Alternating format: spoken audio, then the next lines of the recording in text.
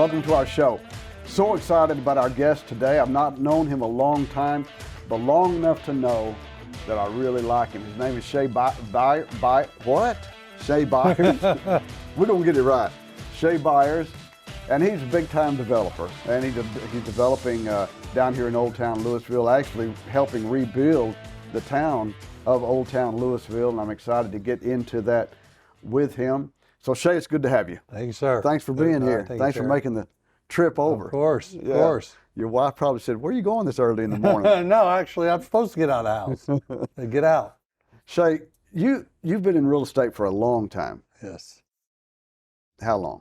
I got my license in 2000. Yep, so 22 years. And what made you say, I mean, of all the stuff you could have done, I mean, you're very talented. What made you say, you know what? Yep. I'm going in the real estate business. I remember it like yesterday. When I graduated college, my dad really pushed I get a finance degree. He really wanted me to know the numbers. And I'm more of a, sort of a type A personality, but I like to sell and talk to people. And so I took this job with EDS. I was a financial analyst. They sent me all over the world. And I was living in San Francisco, California. I'm a Texas kid, and I was a fish out of water. Mm. And it was a culture shock of all culture shocks, but great experience in the corporate world. And I got a phone call from a family member of mine who owned a small property management company. They bought and sold apartments. And back then, the apartment business wasn't the institutional big investment money that it is today. It was certainly on the coast, but not necessarily here in Texas. And he said, I'll never forget it. He said, Shea, do you want to make real money or do you want to be a worker bee all your life? And I really didn't know what real money was. I didn't really know what he meant by worker bee.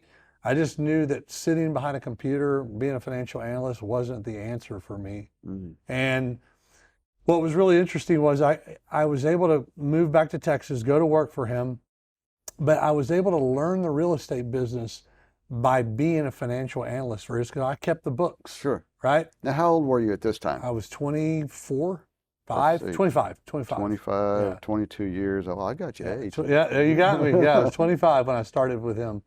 And it was a great way to learn because, I didn't have a fallback plan. Couldn't just go quit my job, move back home with my parents and just hang out and get a real estate license and hopefully I sell some houses and make money. It was pretty much like, hey, good luck. My dad was dead by then and my mom was, trying to take care of herself. My sister was gone in another city. And it was like, okay, I need a job, but I really want to learn the real estate business. So I used my finance background, working in property management, keeping the books for this company, and then I got my real estate license and started selling real estate on the side, moonlighting. That's kind of how I got my start. Well, how old were you when your dad passed? 22.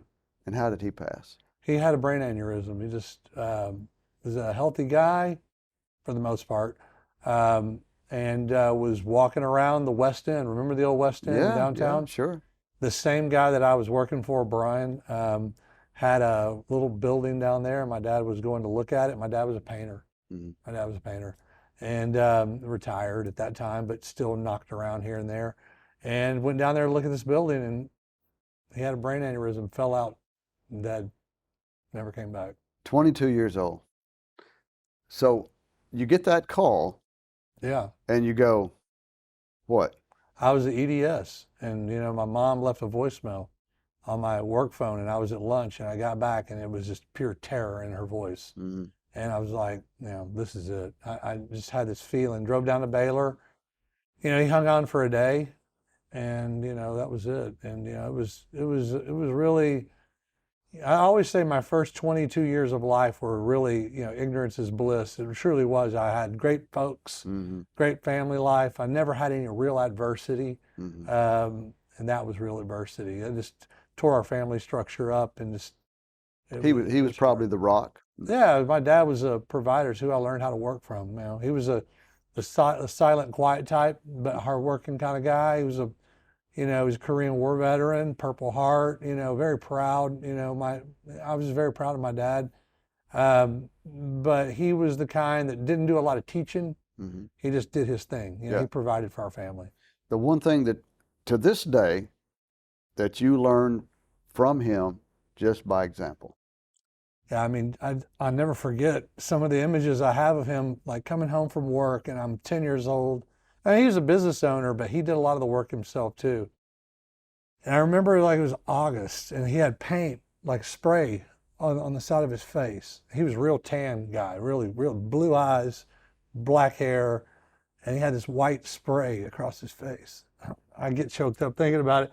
And I was like, man, he's kicking ass. I mean, he's working hard. Sure. I don't know if I could stand out there on the ladder in August and paint like that. Hmm. So that image is an indelible image that's with me Yeah. forever. I was like, I know if he could do that, I can do what I'm doing. Yeah, Yeah. a great dad. You know, my dad passed the same way. He had an aneurysm. Now he was well up in years in his 70s, and same type of situation. A great father, taught by example. He was an engineer, so he didn't say a whole lot. So remember that E.F. Hutton commercial? Yeah. When E.F. Hutton talks, everybody listens. Oh, sure. It was my dad, right? So he didn't talk a lot, but when he listened, everybody shut up and went, "What?" Yeah. That kind of deal. Yeah. Died of an aneurysm. And I remember that specific time because time just stopped. And you remember that show, what was that Tom Hanks show where he's on this island? What was the name of that? Yeah. No, not Magnificat. Tom Hanks, Castaway. Castaway. You remember when he finally broke through and he's on this raft trying to get he made it over the waves and all that, and the ball, Wilson. He lost the ball, and the ball is floating out to sea, and he's crying. He's trying to get it, wants to get back. That's the way I felt when my dad died. I felt like he was drifting, and I couldn't get to him, and I needed him, right? Yeah, it's terrible. He's a great father. Obviously, yours was too. Yeah. Shea, what is going on with the real estate market today? I mean, it's crazy. Yeah. It's unprecedented. You know, it's what's happening now. It's really scary in many ways because in many ways it's not normal. It's, you know, we're seeing, growth. I mean, we could talk very macro, but it's just DFW seeing unprecedented growth. And so, you know, a lot of folks moving here, a lot of businesses really is what's driving it. There's jobs here and there's freedom here that you're not getting in certain other places. And I think it's a lifestyle change that a lot of people have made that said, hey, you know what, we can take the heat, let's move to Texas. There's a lot of other things about Texas that are very appealing. And because of that, you know, coming out of the big recession, 2010, 11, 8, 9, 10, 11, 12, 13, we didn't do a lot of construction here. Mm-hmm. We sat on our hands for 5 years. And, then we started building again cautiously, 14, 15, 16, 17, whatnot. But it wasn't enough that when sort of the wave came in, I mean, it's really simple economics 101. I mean, it's just everything has gone sky high with the lack of housing, but then you lay on top of it sort of the global inflation. Mm-hmm. Now you've got interest rates. And so now you have this, really for a developer, we're in a time where nothing pencils anymore. What a developer needs some level of predictability about what the next 2 years looks like. Mm-hmm. If you don't have that, I mean, it's already a risky business. Mm-hmm. It's already, you're already playing Nostradamus, as a developer, mm-hmm. Speculating on, I'm going to fill this property up over here with 350 families. Mm-hmm. And then you lay all these other sort of, outlier issues that are out of our control, start to become scary, and really you got to kind of sit back and think, where are we going here? How high does it go? How out of control does it get before it starts slowing? I think interest rates going up are a good thing, Terry, right now. Most people don't, but I think what we need is to put the brakes on the economy, mm-hmm. slow things down and cool it off, and then create some more predictable outcomes. Yeah. We have at our restaurant, Sullivan Barbecue, we have families that come in every week. Every week. Now, they find us on reviews, and they stop in, a lot of them from California, a lot of them from New York and Jersey, and they come in. As a matter of fact, last week we had a family from California of 6. They don't have a Here, house. here in Old Town. Here in Old Town. They found us on reviews. They want Texas barbecue. Everybody wants Texas barbecue. So they came in. They don't have a house. They don't have a job, but they're moving. They're moving. They've got to find a better place for their family, where maybe the politics make a little more sense. Maybe, maybe the economy makes a little more sense. But they're buying it up. Every real estate agent that I know, which maybe a half a dozen, they all say the same thing. It's out of whack, but there's limited product to sell. Yeah. Yeah, I was up in, because we're developing a big project up in Salina, Texas. That's sort of the growth corridor. You look at North Texas, we've grown north, and well, we've kind of grown all the way around now, but we've traditionally grown northwest, and up the tollway. And so we're developing up in Salina, which is kind of the hinterland 3 years ago when we started. And now you see, obviously Prosper's, they're building homes in Prosper and Little Elm and Lewisville, and then all the way up that corridor into Salina. And when you go up there, I think if you really want to know what's happening in your community, in your region, go to the new home builders, talk to their salespeople. If you want to know who's moving here and why they're moving. And so my wife, she really wants to move up north. And so we've been looking, especially last year, we looked hard. And I must have talked to every single home builder in North Texas that was north of 121. Okay. 8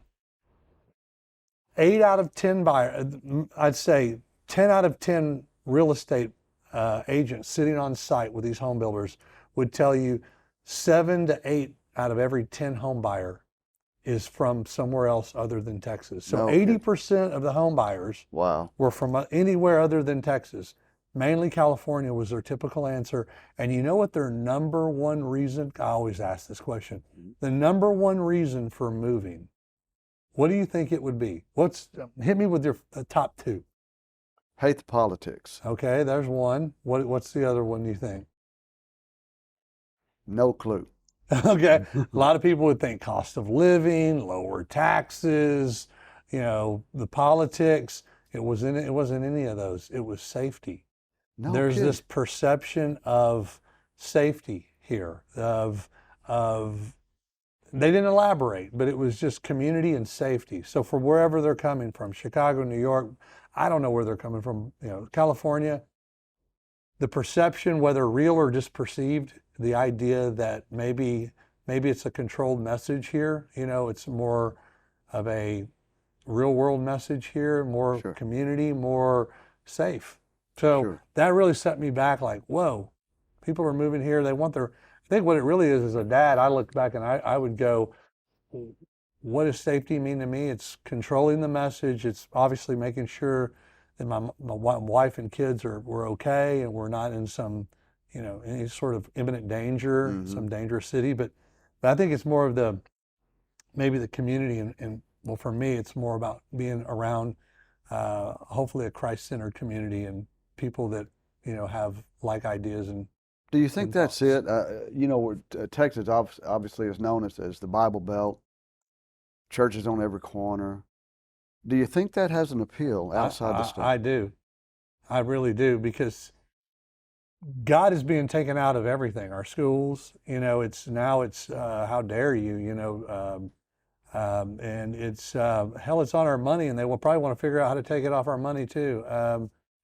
I just think that a lot of the troubles, we're going deep, we're going way offline here. I want to keep it back online, but if you ask me what I think. But this is real stuff though. This is what I think. I think a lot of folks are sitting down and going, this is a different message we want to deliver, that we want to raise our family in, and we want to be surrounded by. And I think, I know that was one of the driving forces for me to move back from Washington, D.C. I loved it there. Love Washington, D.C. I spent 5 years there. I absolutely loved the city, but I didn't think I'd ever meet a woman at that time that would be Christ-like and centered in their lives, and equally yoked is what we say. So You got that. One of the main reasons I moved back here, I have that. Yes, I do. She's a beauty too. Yeah, thank you. And you got great kids. Thank you, sir. Let's get into Old Town. Yeah. Okay, so here you are. You've got a project in Old Town. You're a major developer now, Shea. After 22 years, you're a major developer. And you've been working on this project in Old Town, Lewisville for 4 years. Yeah. 4 years in the making, and now you're breaking ground. Tell us about that. Yeah. I always say we're the small guys. We are the small guys. We have, comparatively speaking to, the giants that are here in this town, the families that I have so much respect for, that have developed much of Dallas-Fort Worth. We're the small guys, undoubtedly. But what we do is we like old downtowns, and we like places with some sort of authenticity and sort of making the old new again. We like the idea that you could walk to get a barbecue sandwich, and you could go get a cup of coffee, and you could go hang out at a park, all without having to get into your car. Mm-hmm. I learned that in D.C. and studying under a guy named Chris Lineberger at GW, and it's really core to me. Is that there aren't very many walkable places in Texas. We don't do a lot of walking here because the climate doesn't permit, and everything's so far apart. It's very spread out. But there are these little walkable constructs we call walk-ups, and I think Old Town is an emerging walkable place. I think it's decades from being anything you would see on the East Coast, but there's an appeal to it. There's an authenticity. It's Old Town. Go look around. There's a lot of old brick and timber buildings are still here on Main Street, and there's grid-like streets, and so a lot of the infrastructure is in place. Mm-hmm. We just want to catalyze it with bodies, with people. Mm-hmm. And business owners like you, I've never gone to a town and wanted to develop one of these, and the business owner didn't say, bring it on. It's usually the neighbors, the homeowners that are afraid of it. Some are with you, some are against you. Mm-hmm. But the business owners are typically the ones that are like, this is what we need. Yeah, we need these bodies. It's population, right? Yeah. So more people eating my ribs. That's right. I like that's that. right, which are good ribs, by the way. But it's the idea of bringing people down here that want to live, and maybe there's teachers that want to live at Mill Street Elementary, mm-hmm. and that don't want to walk or don't want to drive to school. Maybe there's here's the deal. Our young, smart, talented people, that's our knowledge economy. Mm-hmm. Those are the people that we need to, there's a pent-up demand amongst that group mm-hmm. for this type of product. For me, I can't live with my family of 5 over here in this one of these apartment projects here. But our young, smart, talented people, some of our older people that want to have a lock and leave but still live in their community, mm-hmm. That's who this appeals to. And there's a pent-up demand because for most parts, Terry, most cities, what we're developing here is illegal. There's zoning laws that prohibit this type of development, and every municipality has one. Mm-hmm. And you have to get into these municipalities, and you have to catch them when the time's right, when they have the right city manager, the right city council, the right P&Z, the right political climate. It's so very hard to do what we're doing. So how has it been working? Now I'll tell you just briefly. My experience with city management in Lewisville has been better than any city I've ever built a business in, and I've built 14 of them. How is your experience with the city management? Well, we're not here without the city of Lewisville. This isn't happening without them. They are, as responsible for this project as we are. Mm-hmm. 2018, I stumbled onto this site. It was the folks in planning here at the city of Lewisville, Richard Lutke and Nika, when Nika was here. And they were, I think Nika was economic development, but they basically said, hey, come to Old Town. They knew what we do. They knew we developed in these walk-ups. These downtowns were appealing to us. Right. And they put us in one of their city vans and drove us around Old Town and said, this site, that site, this site, that site, this site. Wow. And I laid my eyes on the Ruse site and I go, that's the one I like. And that was in 2018. That was August 2018. And it took, Rue had to be relocated, and then there was a lease in place, It's massive. I mean, you got 5 acres over here, right? Yes. 5 acres, multiple businesses Yes. had to vacate. Yeah. Some retired, some sold out, some moved on. Yeah. But a major Hard. project. This is why our old downtowns are very hard to rebirth, because there are fractional ownership on small pieces of dirt, and it's almost impossible to unwind it all at the same time. Yeah. That's why doing this sort of development is so very hard. And just to be honest with you, it's illegal for the most part, unless it's zoned right. Mm-hmm. And it's typically pushed back on by neighbors who don't want to see Old Town become New Town sometimes. Right. And then it's just very hard to assemble this sort of dirt, this kind of mass. So that's why you see DFW is sprawled, because it's easy to sprawl. We don't have rivers and lakes and oceans and mountains in the way. Right. Okay. And we just have cotton fields. And you just take the next cotton field and you take it from ag and you rezone it and you develop a multifamily deal on it. And you don't have to get five, 6, 7, 8 landowners plus the city plus a lease and all that out of the way. Are you excited about being a part of the rebuilding of Old Town? It's awesome. This is what I love to do. I really want to do this, and wish I could do it in every little Old Town municipality, but like I said, it's so hard to do. So yeah, this is what we love. The city of Lewisville was instrumental in us being here. They've been a partner of ours all along the way, and I think it's going to be a big hit. You've seen what this project down the street has done, Aura, down here at the railroad track. They did a great job there. Will these be apartments or condominiums? These are all apartments. These are for rent apartments. And how many? There's 213 units, Okay. 4-story product, elevator serviced, surface parked with some under the building, what we call tuck under parking as well for select units. So how long? Really nice. How long is this project? It's going to take 2 years to build this. I'm going to need it done in 6 months. No, this is typically a 16-month build, but we are in crazy times, Terry. Sure.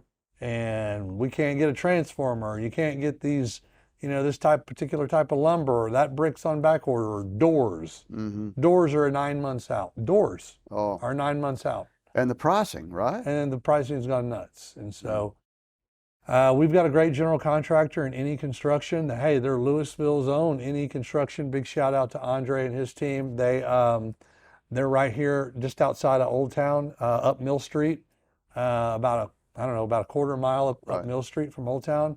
Any is one of the biggest general contractors in the country. Great guy. They're great dudes. I'm sure Andre's eaten in here 500 million times. I got to slow him down. He's a big barbecue eater, Shea, we're running out of time. Thank you for being here. Awesome. I really Awesome. enjoy knowing you, and I appreciate your friendship.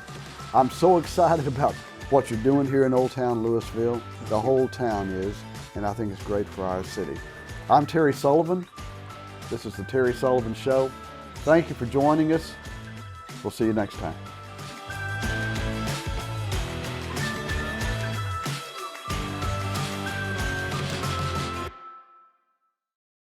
And that's a wrap. Yeah.